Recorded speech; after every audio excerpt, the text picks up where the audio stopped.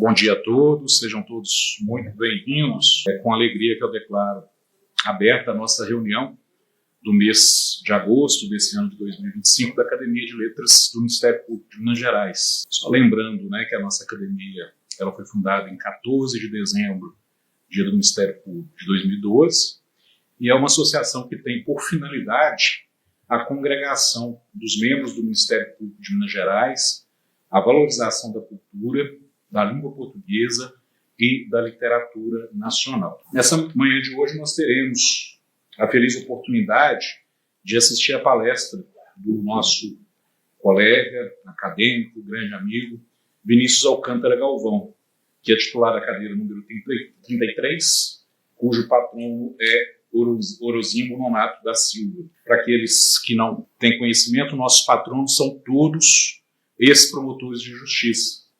E o Orozimbo Nonato chegou à presidência do Supremo Tribunal Federal, iniciando sua carreira no sul de Minas, coincidentemente na minha cidade, como delegado de polícia do Turvo, em Andrelândia.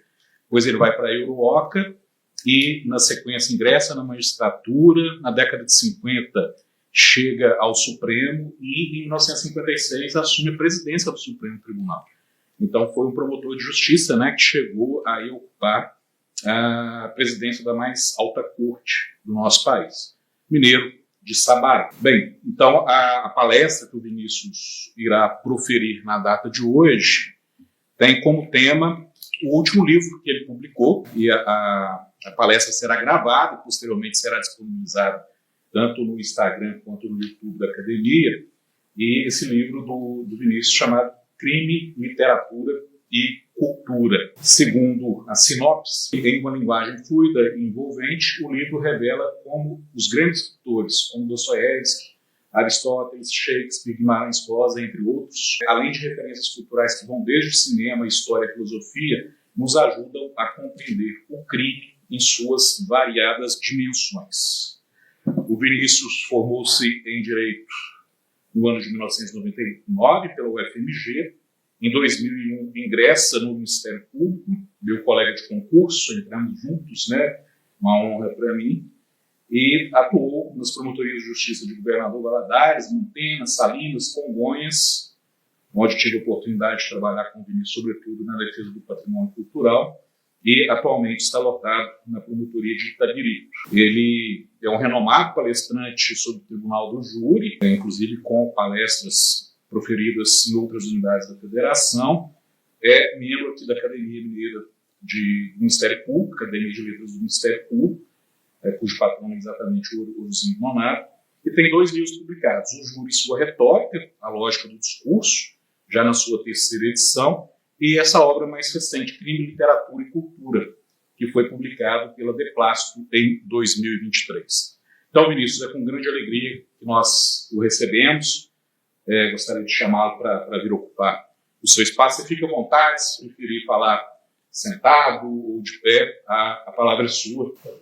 Bom dia a todos, Inicialmente eu quero agradecer pelo convite, dizer que é uma grande honra estar aqui hoje na sede da Associação Mineira do Ministério Público, através de uma iniciativa da Academia de Letras do Ministério Público de Minas Gerais, no qual eu tenho muito orgulho de participar, juntamente com todos os confrades. É uma oportunidade muito grande de dialogar sobre cultura de forma geral, sobre literatura, sobre humanidade, e saber como essas referências impactam na nossa compreensão do direito e principalmente na nossa compreensão da vida, porque o ser humano é fundamentalmente um ser cultural inserido em determinado contexto histórico, cultural, com valores que se espraiam de uma maneira direta e indireta e vão formar, sobretudo, os nossos valores. Quando se fala de cultura, eu penso inicialmente no mundo greco-romano. Por que no mundo greco-romano? Porque lá advém grande parte das nossas referências culturais e institucionais. Recentemente, eu estava numa sessão do Tribunal do Júri e o juiz ele proibiu que a família ostentasse as camisas com as fotografias da vítima. Eu disse, ora, isso pela jurisprudência é sobretudo um direito de manifestação com sede constitucional. Mas, a meu ver, é muito mais do que um direito de manifestação. Se nós formos ver Fustel de Coulanges na Cidade Antiga, que é uma das grandes referências culturais, vai se ver que a família antiga, ela se forma justamente na necessidade de as pessoas consagrarem culto aos antepassados. Então, quando se fala de lá, se fala de deuses lais ou manes que protegiam aquele ambiente doméstico. Então, o luto, a cultura do luto, a perspectiva de como fazê-lo, ela forma a própria família greco-romana. Isso também tem o conceito de domicílio, porque Cícero dizia que nada é mais sacrilégio do que invadir um domicílio, justamente porque ali tem uma conotação ética, religiosa funda. Então, quando eu digo que aquela manifestação, ela deve ser corrigida, porque não é só um direito de manifestação, e se fosse, não se pode falar só de um direito, porque isso tem uma dignidade, uma estatura muito grande, mas além de tudo é compreender que isso nos forma enquanto sociedade lá na Grécia. Claro que isso vai ter os influxos do cristianismo depois, porque nós vamos ver que grande parte dos nossos valores democráticos está lá na Atena e Esparta. Nós vamos ver que, por exemplo, quando teve aquelas guerras persas, quando a Pérsia tentava invadir as cidades gregas lá, nós tivemos a batalha de Maratona, de Salamina, que foram constitutivas de forma que o Ocidente ele se formou. Porque o rei Dario, o rei Xerxes, eles queriam dominar aquela área. Se eles tivessem tido êxito, talvez essa ideia do que nós cunhamos como Ocidente. Porque quando se fala de Ocidente, você fala de várias referências. A filosofia é algo ocidental. Você pode falar de filosofia chinesa, mas de uma maneira não técnica, porque a filosofia é o quê? É o conhecimento das causas. Isso vai surgir com Tales de Mileto, lá na Grécia. Então, essa concepção da racionalidade vai embasar e vai nos dar valores também, porque nós somos uma sociedade argumentativa, que vai buscar na ciência, depois de ter vários percalços, isso vão formar valores. Mas além dos valores gregos, e os valores romanos, que eles são muito frutíferos no aspecto da democracia, da filosofia, mas eram civilizações que elas cultuavam uma certa barbaridade. Em Atenas, por exemplo, isso está até naquele filme, Os 300 de Esparta, que tem o Rodrigo Santoro, que é o artista brasileiro, que ele faz o rei Xerxes. Quando as crianças nasciam, se elas fossem deformadas, se elas tivessem qualquer anomalia física, elas eram mortas, jogadas num despenhadeiro. Então, é uma sociedade que cultuava, de determinada maneira, a violência. Nós vemos em Roma, no circo romano. E vai surgir o cristianismo. O Cristo foi morto numa cruz.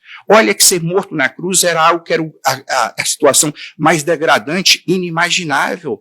Quando Caio Graco, ele mata Espartacus, que era um escravo que queria fazer uma revolta contra Roma.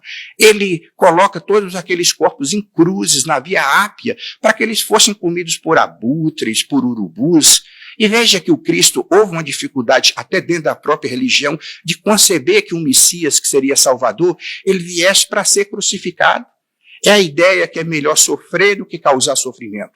E ele vai buscar justamente uma guinada de concepção que os últimos vão ser os primeiros. O que significa? Aqueles que são estupriados, aqueles que eram, por serem deformados. E veja que quando o nazismo tenta buscar referência em Esparta, que a juventude hitlerista tinha que ser forte, veja como é complicado abandonar os valores cristãos. Então, era valorizar aqueles que precisam, as entidades filantrópicas vão surgir.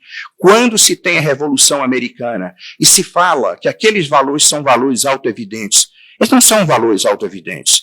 Eu estava lendo um livro recente que eu gostei muito, de um historiador chamado Thor Holland. Ele disse até que quando ele fez o seu livro sobre os aspectos históricos do cristianismo, ele teve o cuidado para que ele não fosse para as páginas, para as prateleiras da apologética, não que ele fosse contra, mas é um livro de história, mostrando que quando, por exemplo, na Revolução Americana se dizia isso, ora, são valores autoevidentes. Não são valores autoevidentes, são valores cristãos. E o próprio socialismo se baseava, apesar de uma outra conotação, na ideia que os últimos vão ser os primeiros. Por isso que o nazismo, o fascismo, são muito piores do que o comunismo, embora esses movimentos de massa tenham causado tantas mortes, mas eles tinham a base de que essa valorização de todas as pessoas. Então, quando a gente tem concepção, arquétipos, valores, olha como isso influi no direito. A questão da família, a questão do domicílio e a questão da compaixão. Eu fazia uma sessão do tribunal do júri em que o réu tinha arremessado uma pedra contra o carro da vítima. A vítima caiu, eram 2 réus. Quando a vítima caiu, ele foi chutar a cabeça da vítima que balançava no volante. Eu disse, olha que crueldade, para que esse impacto? Por que ele não sentiu uma comiseração? E eu citei à época o discurso de Rousseau, porque Rousseau falava, olha, não vamos falar do amor, esse sentimento tão além das sombras que nos permeiam, mas vamos ter compaixão. Compaixão é o quê? É condoer-se com aquele que sofre. É sentir um desprazer, não sentir prazer ou regozijo com o sofrimento alheio, porque todo aquele que sofre é meu irmão em alguma coisa. Então essa é uma concepção cristã. Olha como nós temos valores. A legislação ela vai mudando, e principalmente no Brasil, que tem uma certa instabilidade de modificações. Então essas referências mestras, como a filosofia, como a ciência, principalmente a divulgação da ciência, não a ciência em si, mas quando Darwin surgiu com a sua teoria evolucionista, e surgiu o darwinismo social. Então veja as implicações quando Freud, e nem sempre com a compreensão exata do que ocorre efetivamente, às vezes ia com a vulgata, mas quando Freud vai falar sobre o consciente, sobre o inconsciente, sobre o id, sobre o ego, sobre o superego, essas são referências que vão permear a nossa civilização, os filmes que nós assistimos, os valores que nós cultuamos. Olha a situação da mulher. A mulher, e veja que em 1949 houve a publicação de um grande livro por Simone de Beauvoir. Simone de Beauvoir foi esposa de Jean-Paul Sartre. Ela até fez romances, ela queria ser mais conhecida como romancista. Sartre também é um grande escritor, ele escreveu A Náusea também, que é um romance conceituado, mas ele não se vingou como um grande romancista efetivamente, como foi Camus na França ou outros. Mas em 1949, Simone de Beauvoir escreve O Segundo Sexo. O segundo sexo é o sexo feminino. Então ela escreve no segundo livro, ninguém nasce mulher, torna-se mulher. Veja que mulher é muito mais uma construção social do que uma construção biológica. E olha como as situações se modificaram. Eu me lembro que recentemente, depois que eu acabei o meu livro, eu falei assim, e agora eu vou ler uma série de outros livros, porque eu estava lendo mais referências próximas daquilo que eu pudesse escrever. E eu resolvi ler Os Miseráveis de Victor Hugo. Uma obra fantástica. Victor Hugo é um autor realmente que ele escreve com a dinâmica, mas são 2.000 páginas. Então é preciso você ter uma disciplina. Eu disse, olha, eu tenho que ler no mínimo, eu estava aqui no recesso, eu não ia viajar, eu tenho que ler no mínimo 100, 150 páginas por dia, senão eu vou perder o fio da meada. Então é um autor que, apesar de ser grandioso, fantástico, é um autor que hoje em dia é difícil pela dinâmica, pelo tempo. E teve uma passagem em Victor Hugo que me chamou muita atenção, que ele conta lá que uma mulher tomou um tapa na cara do marido. Então ela ficou condoída com aquilo e foi contar para o pai. Quando ela contou para o pai perguntou assim, onde que ele bateu em você? Bateu no meu lado direito, então virou o outro lado, ele bateu no outro. Aí diz assim, agora fala para o seu marido, que se ele bateu na minha filha, eu bati na mulher dele. Então veja, até 2005, os crimes sexuais eram defendidos sob a rubrica dos crimes contra os costumes. O que são costumes? Não são referências diretas, não é a voz primeira, protagonista da mulher, é a mulher sendo defendida como inserida num sistema de proteção familiar. O casamento da atingida sexualmente podia ter o famoso casamento na delegacia, era extinção de punibilidade. Isso nós estamos falando em 2005. 2015, olha que foi preciso um movimento. Quando eu falava no júri, eu disse, quando se fala, eu participei de uma sessão do júri, em que o réu antes falou assim, não, matou, mas matou por amor. Eu disse assim, ora, você falou que matou por amor, por que ao invés de você cometer o homicídio passional, você não cometeu o suicídio passional? Não que eu esteja a reivindicar, mas é uma possibilidade. Por que essa sanha, esse amor ensandecido é sempre para matar o outro e não para se matar? E eu lembrei de uma grande obra da literatura, que é O Sofrimento do Jovem Verde, de Goethe, em que deu até uma onda de suicídio na Europa, em que o jovem apaixona-se por uma mulher casada, Carlota, pensa em matá-la, matar o marido, mas ele mata a si mesmo. Então disse, olha, essa sanha poderia se voltar. E eu sempre mencionava uma passagem de Roberto Lira, que diz assim, o amor nunca foi ao banco dos réus, não. Quem vai ali é o ódio na sua forma mais encarniçada. O amor está na cifra de natalidade, não de mortalidade. O amor põe, não tira a gente do mundo. O amor está nos berçários e não nos túmulos. E eu citei um segundo momento que foi crucial, que foi em 1977, quando Doc Street matou Ângela Diniz. Ângela é chamada Pantera de Minas. E no julgamento que ocorreu em Niterói, tem até um vídeo que passa pelo YouTube, o Evandro Lins Silva, que também foi procurador da República, ele chegou a ser ministro do Supremo Tribunal Federal, ele chamou ela dos adjetivos mais rotundos, de messalina, então colocando a culpa na mulher. E ela foi praticamente absolvida, que teve uma pena com desclassificação para 2 anos. E as feministas, na época, se revoltaram. Falaram, isso não pode acontecer. E começaram a colocar slogans e cartazes dizendo, quem ama não mata, para que se extirpasse da consciência brasileira essa simpatia com o homicídio passional. E no segundo julgamento que ocorreu em 1980, já teve a reversão e Doca foi efetivamente punido, porque houve uma mudança social. Hoje o Supremo Tribunal Federal, de maneira muito acertada, não aceita a tese da legítima defesa da honra, lavou a minha honra com sangue, quer dizer, algo que não pode ser mais aceito. Embora essas teses, elas não são apresentadas diretamente, mas elas acabam podendo ser apresentadas de uma forma subsidiária. Por isso que é perigoso a gente estar sempre esse contato. Um terceiro momento que ocorreu foi com Daniela Pérez, que foi morta, e Glória Pérez iniciou aquele processo para recolhimento de 2 milhões de assinaturas para que o homicídio qualificado passasse a ser crime hediondo, que não serviu para o seu caso, obviamente, pelo princípio da reserva legal, mas que era uma perspectiva para o futuro. Então, são mudanças culturais que vão acontecendo, que elas mudam drasticamente a nossa maneira de perceber.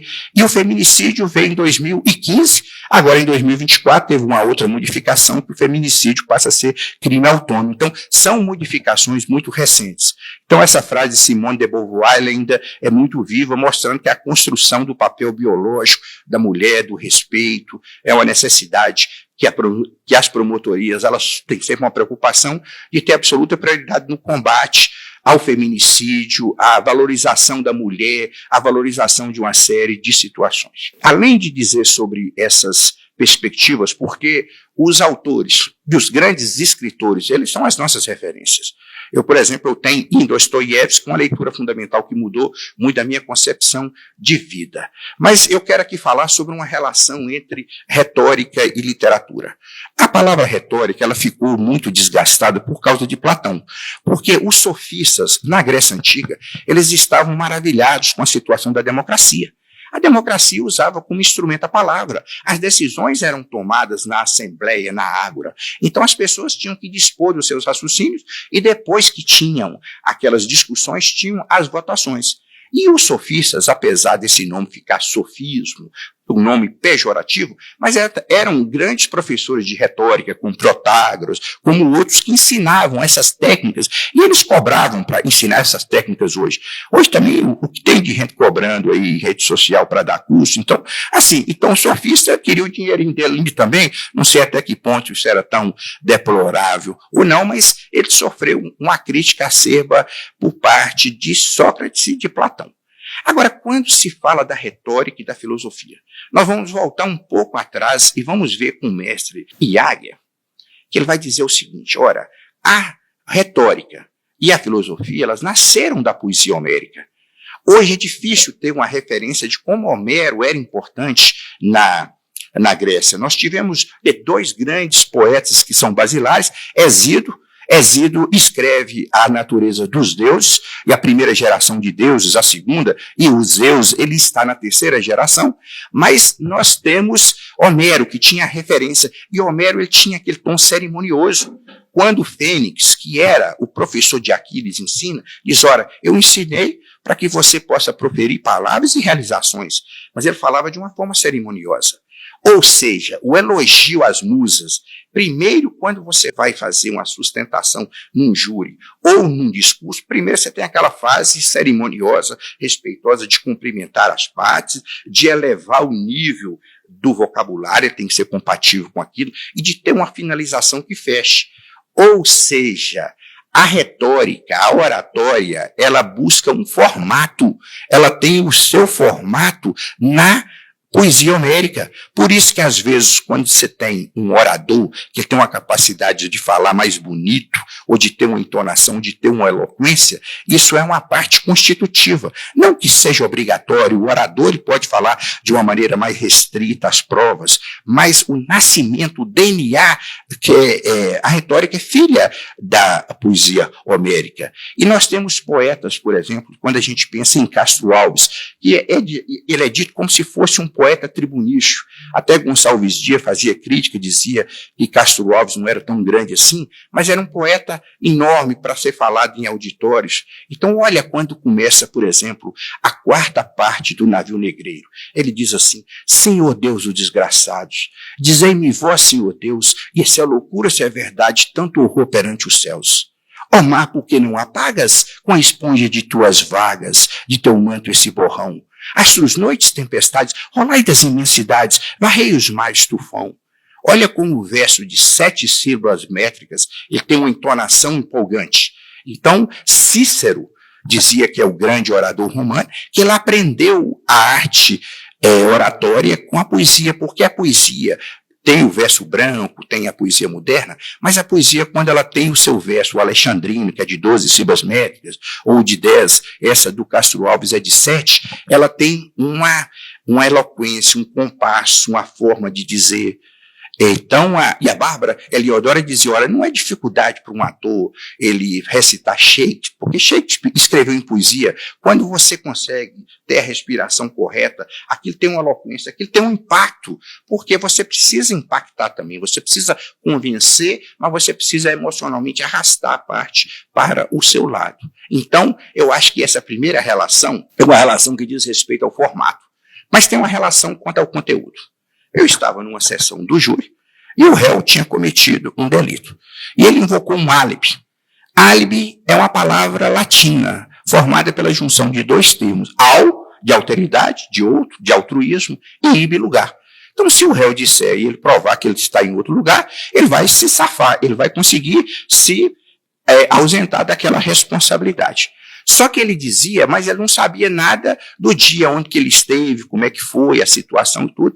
E eu disse que aquilo ali não era compatível, porque ninguém vai esquecer um fato tão fundamental na vida. Aí o advogado pegou e me fez um desafio. Eu disse, pois eu desafio o doutor Vinícius. Era um dia lá que tinha feito o crime, vamos supor que fosse 23 de outubro. Eu desafio o doutor Vinícius a voltar aqui.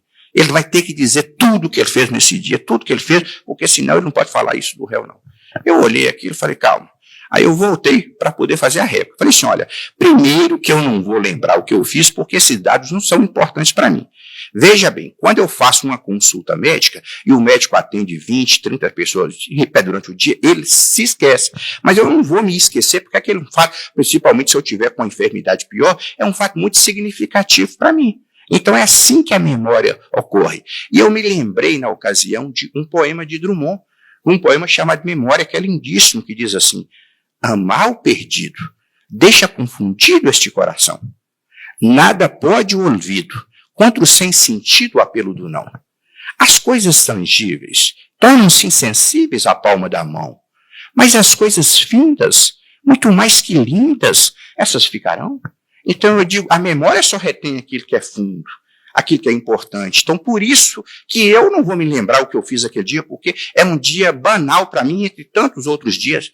Mas se o réu, ele diz que estava em outro lugar e ele é acusado, ele teria que esmiuçar esses detalhes todos aqui. E ele não faz. Então, essa questão referente ao seu álibi foi derrubada ali também por esse argumento e por outros argumentos. Ou seja, a literatura ela vai nos dar referências de conteúdo, mas ela tem uma referência de forma, porque a oratória tem uma pretensão estética. Quem vai dizer? Quem vai fazer uma palestra? Ele tem uma preocupação de formatar, de como. Porque quando você tem um assunto, por exemplo, se for um texto filosófico, e é todo o texto, se ele for bem escrito, ele facilita a compreensão. Então, você tem que ser o mais claro possível, o mais assertivo, para que aquilo ali alcance. Mas a preocupação de um texto científico ou de um texto literário, ela não é tanto quanto ao formato. Na literatura, o formato é 90%. Alguém diz, olha, eu tenho uma grande ideia, mas como é que eu escrevi? Eu consegui transformar essa grande ideia num romance? Aí eu vou ter que ler o romance para saber se ele foi bem pausado, encadeado, se os personagens foram entrelaçados. Além da história, o mais importante para um literato é a forma como ele escreve. Então, você tem uma preocupação com a forma. E o discurso do júri, ou o discurso jurídico, ele tem uma preocupação com a forma. Porque nós já temos isso do passado, até o Antônio Cândido falava, porque, por exemplo, quem eram as grandes referências de intelectualidade no século XIX no Brasil? Era Rui Barbosa. Rui Barbosa, muito mais do que um escritor, era um orador.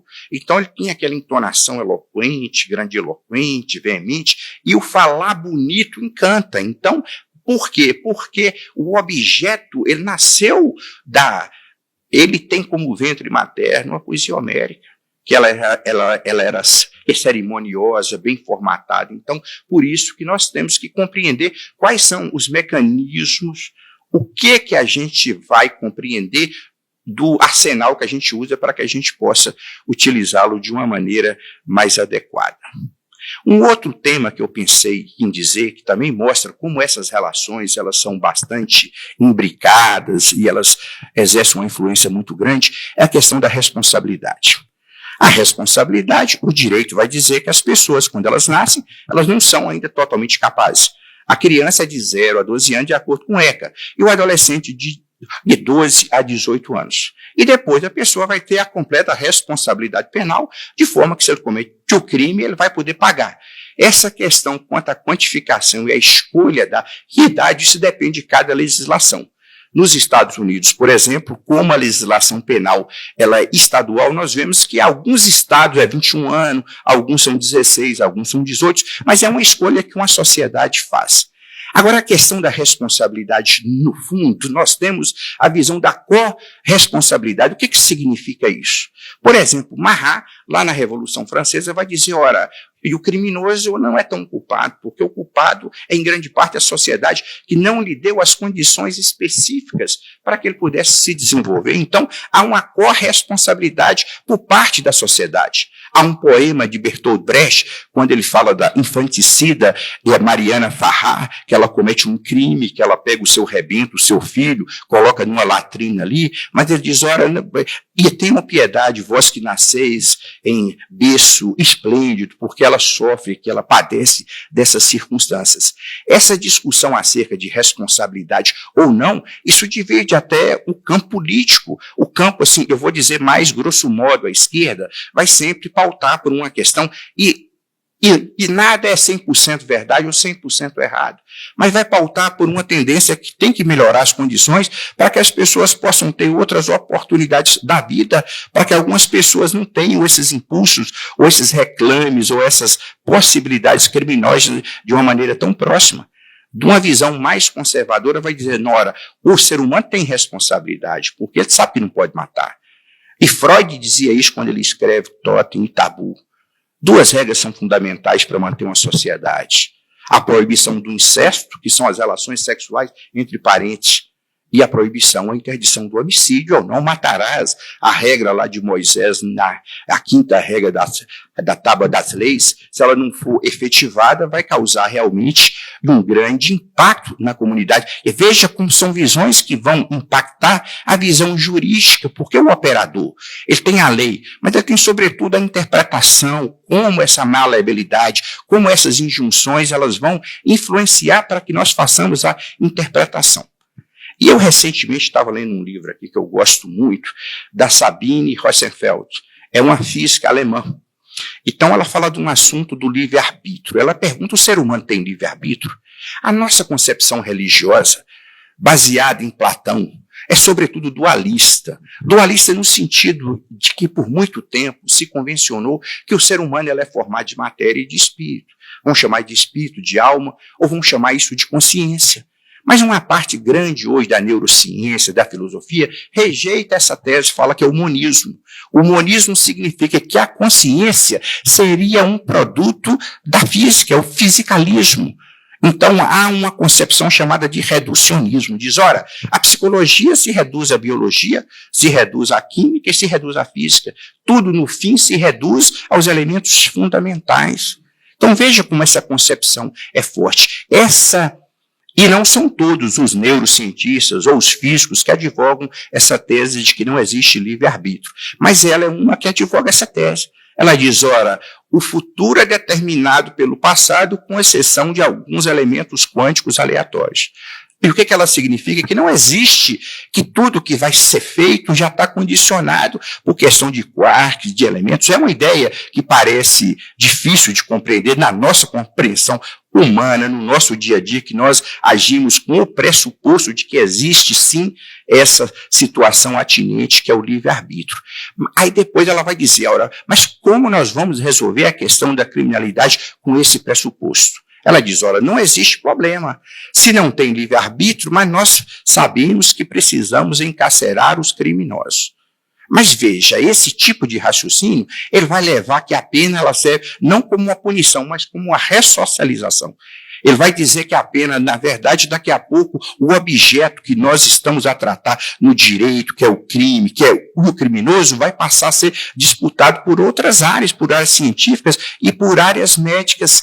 E a fundamentação que nós temos quando se faz uma condenação é, sobretudo, uma fundamentação moral, porque se vai dizer você vai pagar porque você não devia fazer isso. E o pressuposto básico de qualquer sociedade é dizer, ora, você não pode matar. E se você matar, se você ultrapassar essa barreira e fizer esse ato, que é um ato extremo, você tem que ser condenado de maneira exemplar, porque senão a sociedade não permanece. E veja como essa discussão de responsabilidade é uma discussão que ela adentra em campos outros da cultura, da literatura, da divulgação científica. E quando eu penso na questão da responsabilidade, eu penso num grande autor, que é Goethe. Goethe escreve uma obra fundamental que é o Fausto. O Fausto é o quê? É o pacto com o demônio, que ele chama de Mefisto, ou de Mefistófeles. Essa discussão do pacto demoníaco, isso não é só de Goethe, isso foi redigido por vários escritores, e nós temos até Guimarães Rosa com a grande obra literária da literatura brasileira, que é o Grande Sertão Veredas, que tem aquela discussão de Riobaldo, que ele pergunta para o compadre Quelemem se ele é pactário. Ele fez o pacto com o diabo, existe o diabo ou não? Então, é uma discussão profunda, que é a união do ser humano com essas forças, com esses impulsos, com esses desejos que passam por cima de questões morais. E o Fausto, aliás, Goethe demora 60 anos para compor o Fausto. Então, nesse longuíssimo tempo de incubação, esse mundo que ele vive é um mundo que estava em constante modificação. Então, nós temos a primeira parte, que o Fausto se apaixona por uma moça chamada Margarida e tudo, ele é um cinquentão, fica com a cabeça virada, depois daquilo não dá certo. A parte que nos toca aqui é a segunda parte, em que Fausto ele quer tirar da gaveta projetos miraculosos. E tem um casal de velhos chamado Filemo e Bálcia. E esse casal possui uma propriedade. E Fausto quer comprar essa propriedade para que ele possa empreender, para que a roda do progresso possa efetivamente ser posta em marcha. E quando ele vai comprar, esses velhinhos dizem, na hora, nós não queremos vender. Mas por que não? Nós temos questões sentimentais, isso aqui é importante, aqui a gente vai ouvir o chirear dos passarinhos, a gente tem a natureza, então a gente tem essa evocação, e Fausto fica revoltado com aquilo e procura Mefistófeles, que é o diabo. Já pode deixar que eu vou resolver. Aí no outro dia ele procura Mefistófeles e pergunta se ele tinha resolvido. Ele falou, não, resolvi. Mas o que você fez? Ele falou, não, eu matei os velhinhos, eu coloquei fogo neles. Mas você matou os velhinhos? Aí Mefistófeles diz para ele assim, ora, mas com quem você acha que está lidando, cara pálida? Com o Sim de Pelúcia? Com a Dama de Camélias? Eu sou o diabo, você quer o quê? Pá comigo. Então ele diz, ora, por que você não aceita a destrutividade natural das situações? E o que significa? Esse pasmo de Fausto não tinha qualquer lógica. E ele dorme. E quando Fausto dorme, ele vê 4 mulheres espectrais vindo em sua direção. A pobreza, a necessidade, a culpa e a ansiedade. Ele recusa as 3 primeiras e fica apenas com a ansiedade, que é um componente inseparável do ser moderno. Agora, olha como isso impacta essa questão da responsabilidade fáustica.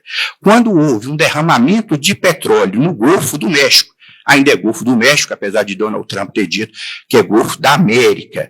Então, quando houve esse derramamento, houve uma mortandade de peixes muito grandes e queriam responsabilizar as pessoas. E os diretores, eles diriam, eu não sei o que estava acontecendo, mas como um diretor, como um alto executivo, como um CEO, não vai ter conhecimento da dinâmica financeira e operacional de uma grande petrolífera.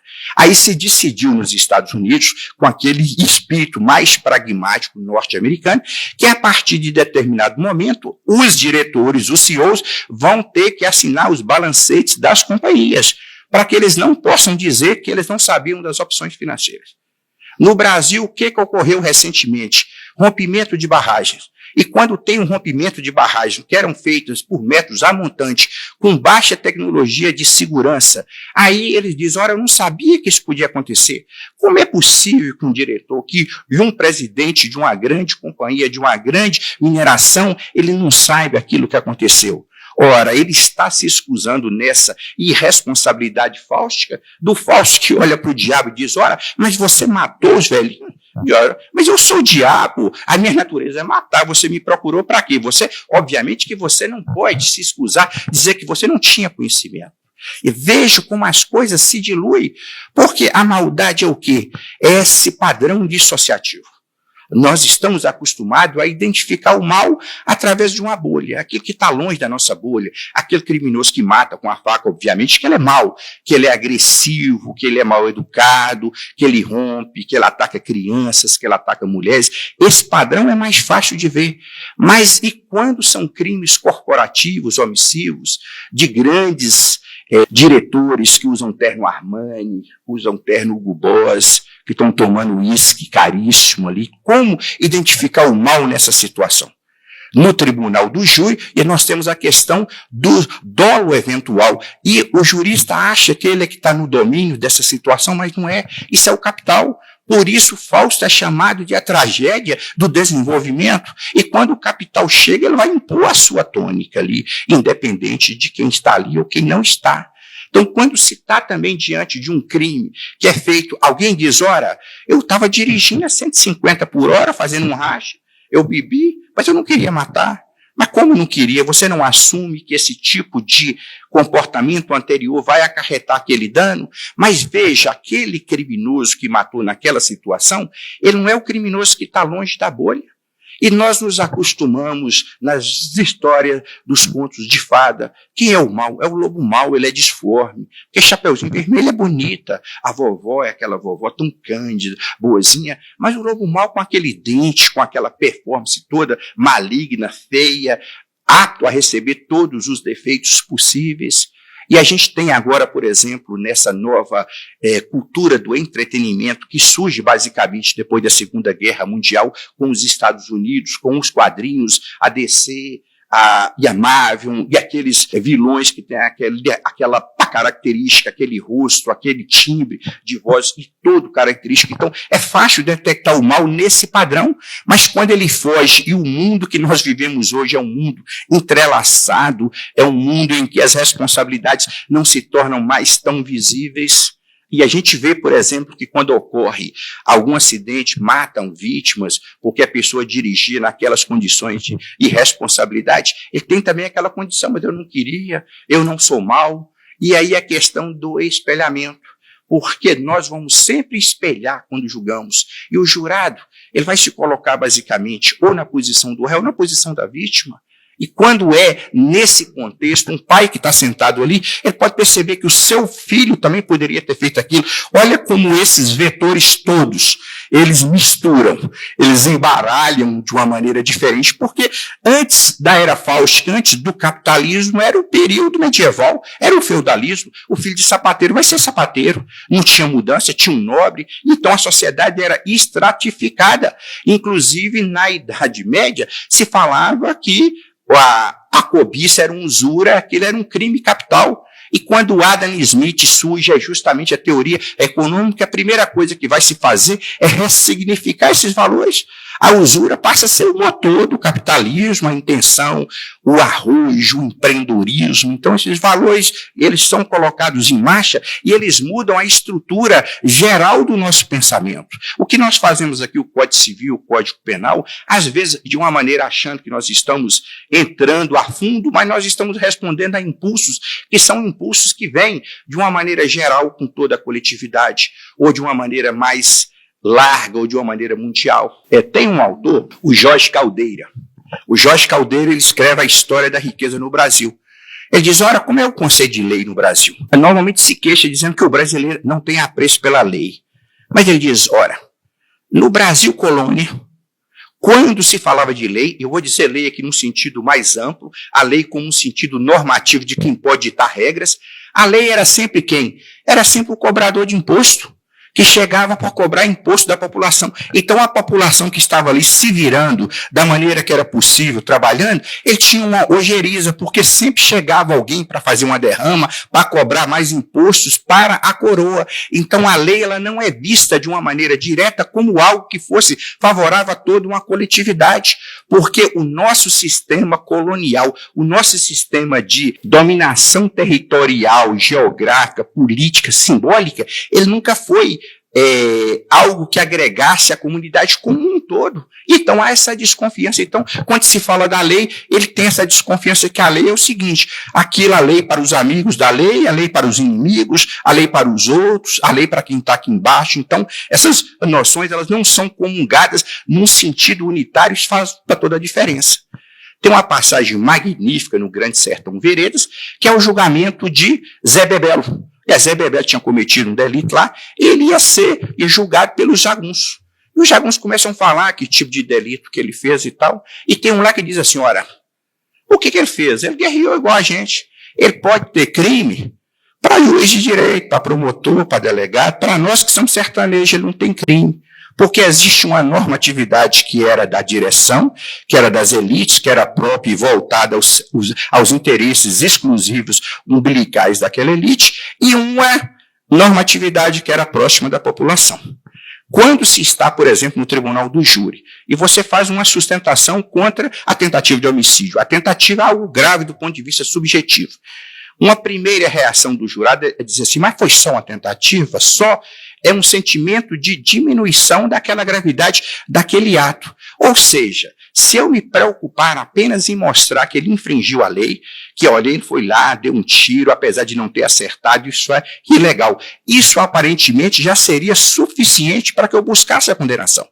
Eu não tenho que achar que o brasileiro que se acomodou com certas formas de violência, porque o Brasil é um país extremamente violento, do cangaço nordestino, das formas de ocupação hoje pelas milícias, pelo espaço urbano, que é usurpado por bandos armados que corrompe a noção de sociedade. Ou seja, eu não tenho que dizer só que descumpriu a lei, eu tenho que dourar a pílula, eu tenho que agregar desvalor, mostrar que a tentativa, se eu deixar de puni-la, numa segunda oportunidade, ele pode vir e pode conseguir, ou seja, e aquele ato ele é reprovável, ele vai ser punido numa quantificação, obviamente, menor do que a quantificação atinente ao delito consumado, mas ele precisa ser condenado. Então, eu preciso compreender que essa referência de lei, nos Estados Unidos e na Alemanha, cada país, ela tem as suas conjunturas pessoais. Obviamente que a lei nos Estados Unidos, ela sempre teve esse sentido mais abrangente, mas ainda restritivo, porque recentemente que foi votada a lei dos direitos civis, lá com Martin Luther King, com John Kennedy, que fez uma modificação que era necessária. Agregou-se outros segmentos que não estavam agregados, mas se tem uma noção de que aquilo era positivo para uma população. Então, é preciso entender que quando achar, mas isso será uma perversão, isso é uma maldade, não, isso é uma conjuntura sociológica, e nós temos que compreender que a história com H maiúsculo, ela está em todo lugar, ela está em cada decisão judicial, ela está em cada decisão do tribunal do júri, embora nós não a percebamos, e se não a percebermos, não significa que ela não está, ela simplesmente que está é um dado que não vai ser avaliado e vai trazer dificuldade para uma solução, para uma conjectura, para um avanço, porque o Brasil precisa avançar. Nós temos essas nossas raízes sociológicas, mas precisamos galgar, porque a criminalidade tem tomado conta do espaço brasileiro. É preciso uma conscientização por parte da sociedade.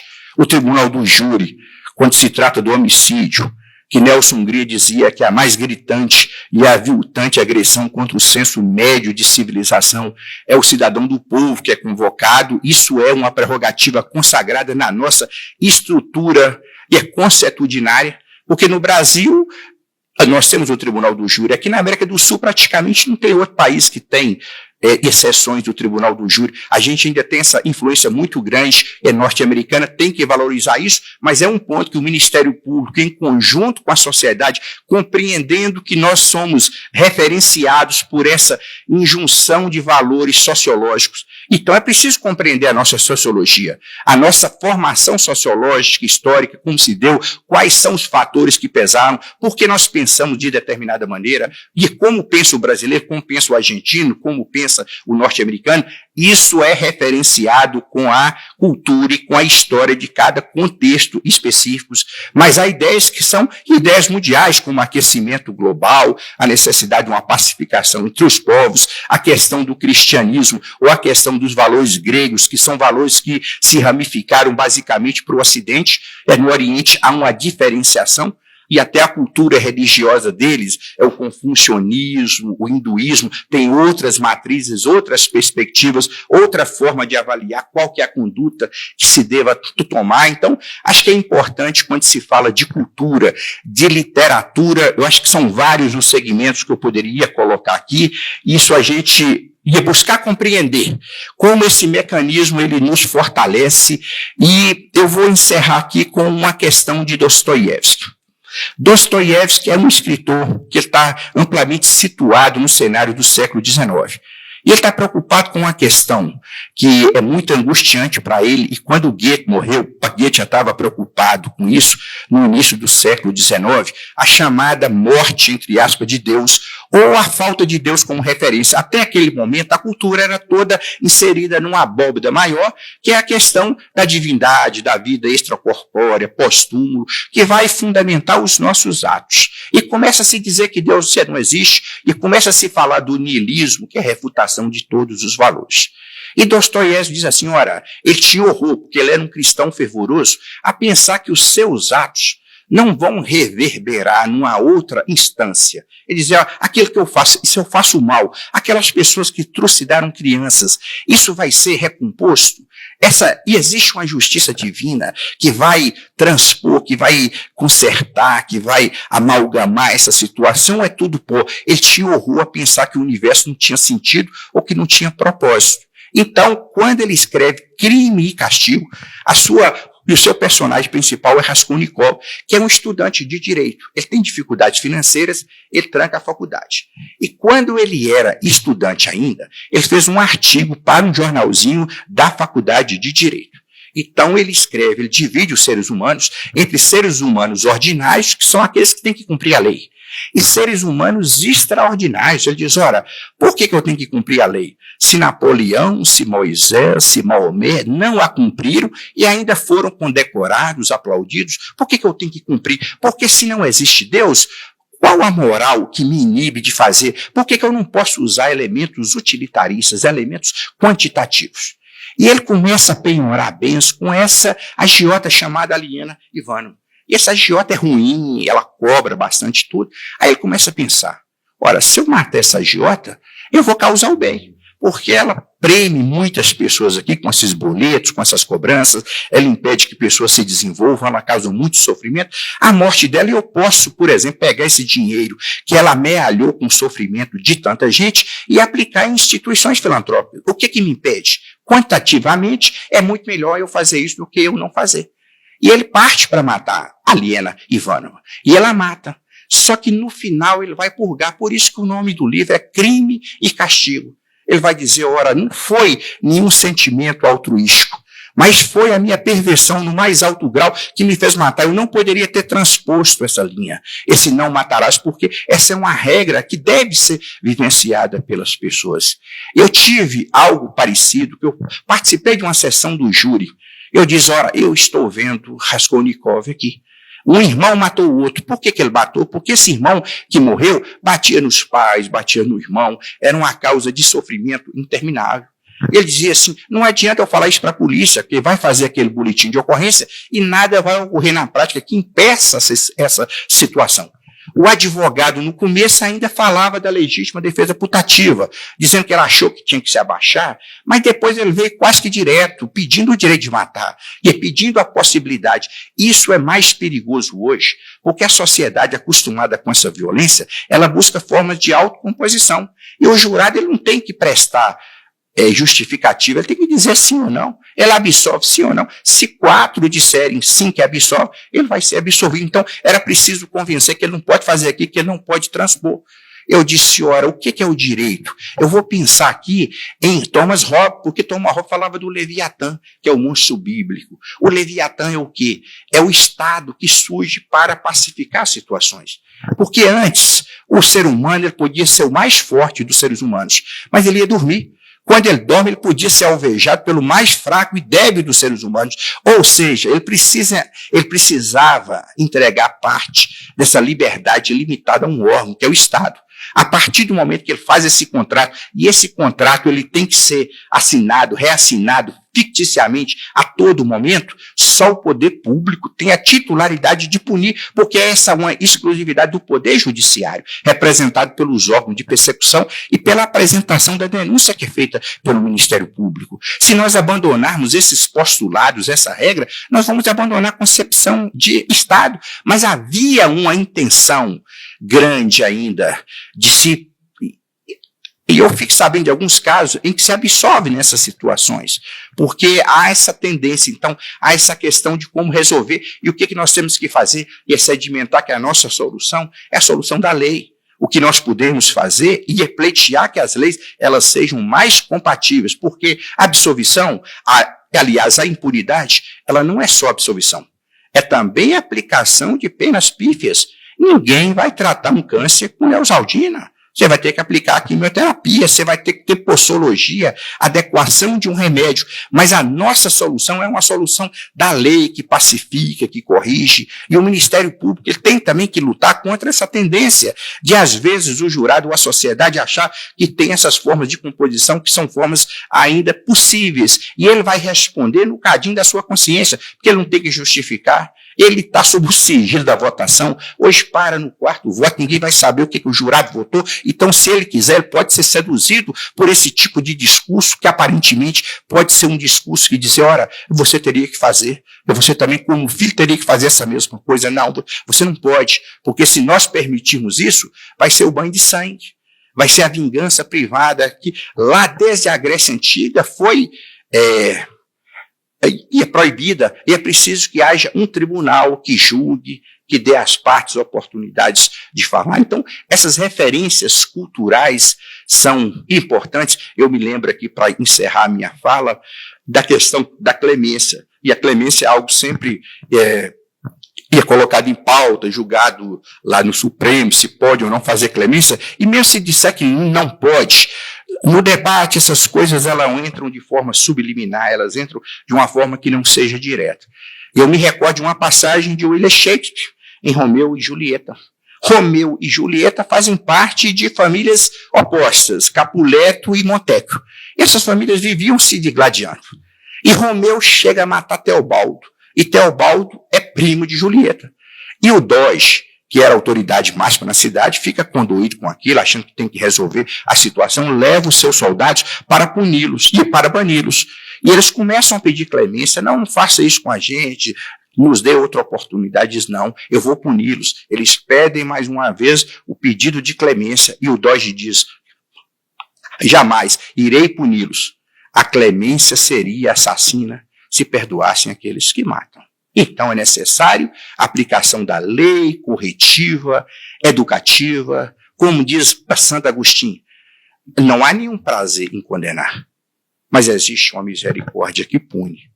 Acho que é em nome dessa misericórdia que pune, que o valor de um promotor de justiça, que é muito grande, outras instituições, outras profissões são muito nobres, mas eu falo particularmente a função que nos incumbe de representar essas vozes da sociedade, de carregar valores, porque um promotor de justiça, seja na parte ambiental, seja na parte do tribunal do júri, ele propugna a aplicação da lei, mas ele comunga valores com a sociedade. Quando é uma questão ambiental, é necessário esse contato diuturno com as associações, com as entidades, com o debate. Quando é no tribunal do júri, é dizendo, eu estou aqui para preservar valores, e uma sociedade, ela só se mantém de pé, e se ela sabe quais são os seus valores fundamentais, e se ela os defende de maneira tenaz quando esses valores são colocados em risco. Então, essa é a missão que nos toca como promotores. Acho que essa correspondência com a literatura, com o cinema, com a lei,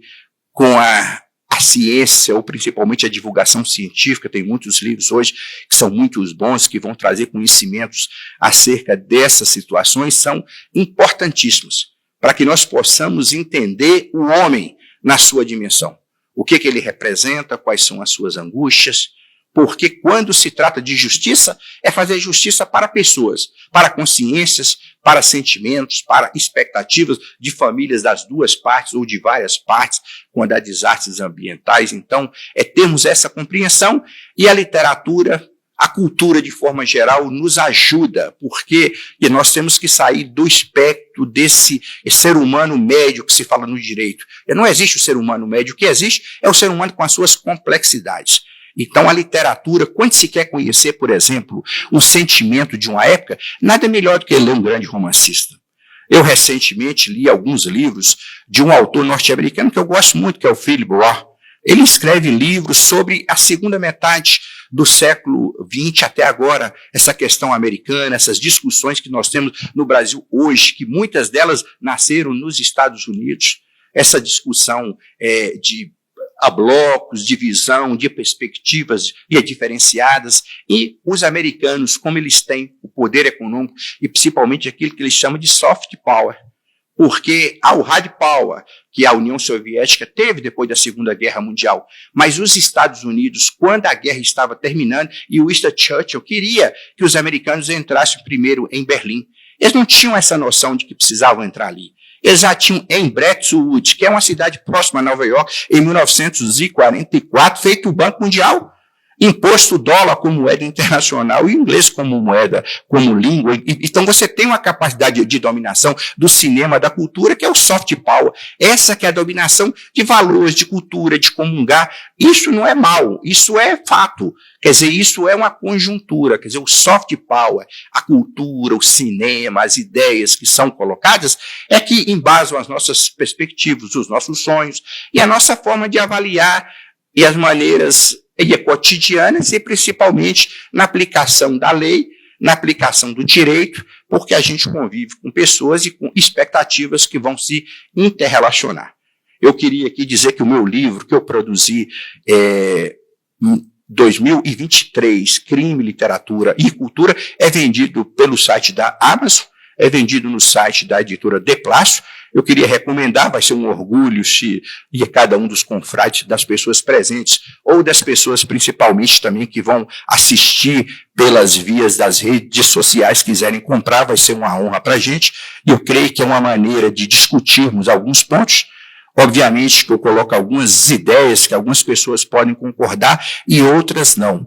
Mas para encerrar agora definitivamente, me lembro de uma frase de nosso mestre maior, João Guimarães Rosa. É pão ou pães, é uma questão de opiniões. Muito obrigado a todos.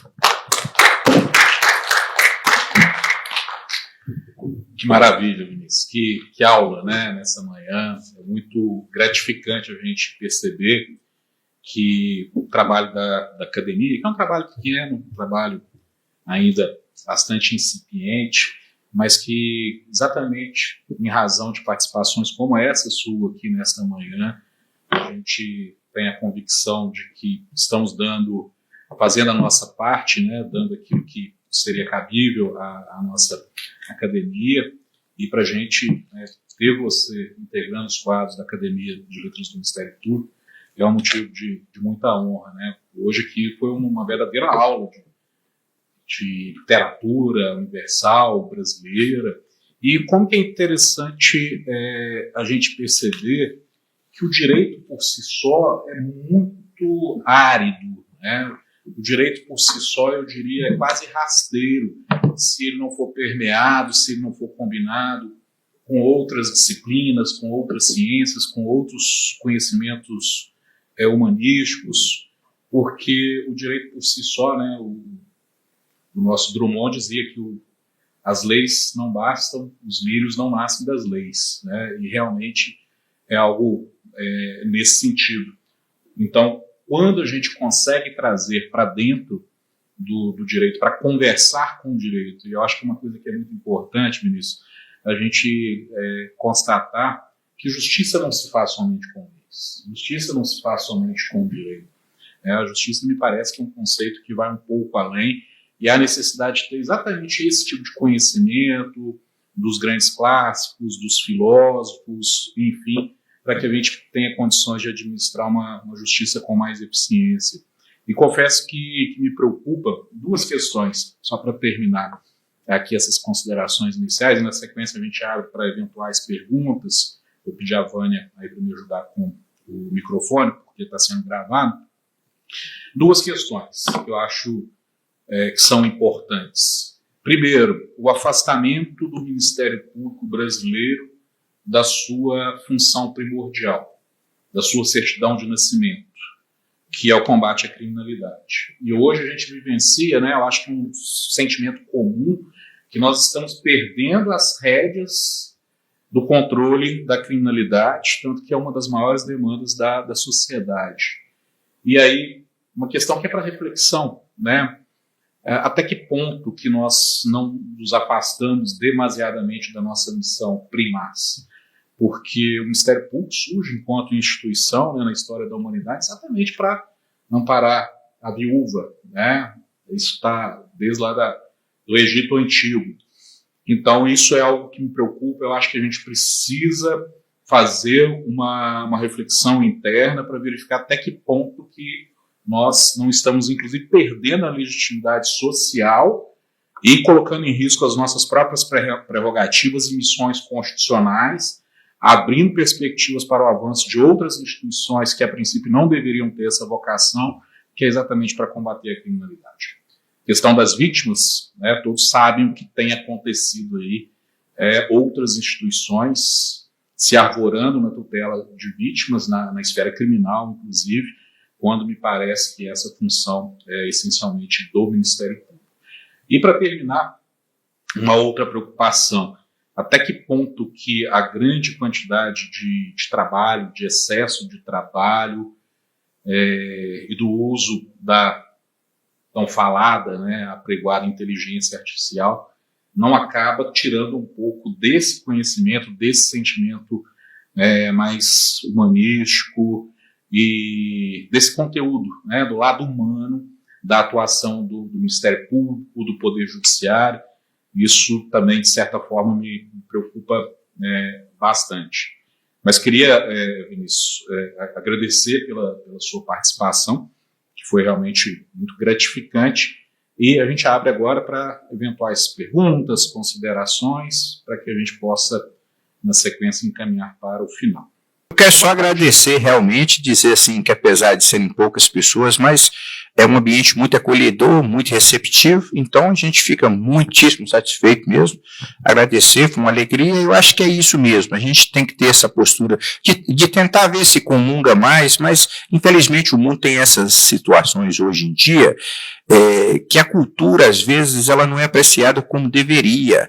E ela passa a não ser mais uma questão assim mercadológica, muitos até que essa que é a principal preocupação, deixar de ter a cultura como algo importante. Então, esse movimento ocorre de muitas pessoas que podem ter uma cultura maior e deixam de ter, porque acha que aquilo ali não serve, aquilo ali não vê o ganho com a percepção, com a pessoa que tem uma visão maior sobre a vida, ela vai ter um ganho pessoal, ela vai ter um ganho e social, mas isso infelizmente é uma marca do nosso tempo. Então, mas de qualquer maneira eu reafirmo mais uma vez minha enorme alegria, eu acho que foi muito bom, muito frutífero esse contato aqui, então eu só tenho a agradecer ao convite e externar minha alegria por estar aqui hoje. A alegria toda nossa, viu, Vinícius? Muito obrigado. E em sinal de reconhecimento pela sua participação, pela sua dedicação, né, pela sua doação à academia, de ter saído, a gente sabe que a sua agenda é complicada, além de responder com o Itamilita, ainda coopera em outras comarcas, enfim. Gostaria de passar às suas mãos esse certificado, que é concedido, né, Vinícius Alcântara Galvão, por ter proferido a excelente palestra intitulada Crime, Literatura e Cultura, em sessão da Academia de Letras do Ministério Público de Minas Gerais, ocorrida em 27 de agosto de 2025. Muito obrigado. Obrigado. E também um kitzinho, links da nossa academia. Tem?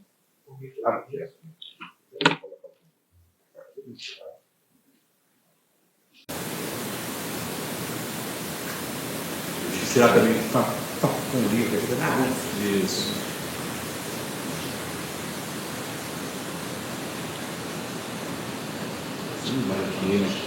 Então, muito obrigado a todos pela presença, em especial aí o Dr. Manuel Divino, Dr. Jackson Campomise. Foi uma alegria imensa poder recebê-los para além dos nossos acadêmicos. Está encerrada essa reunião. Muito obrigado.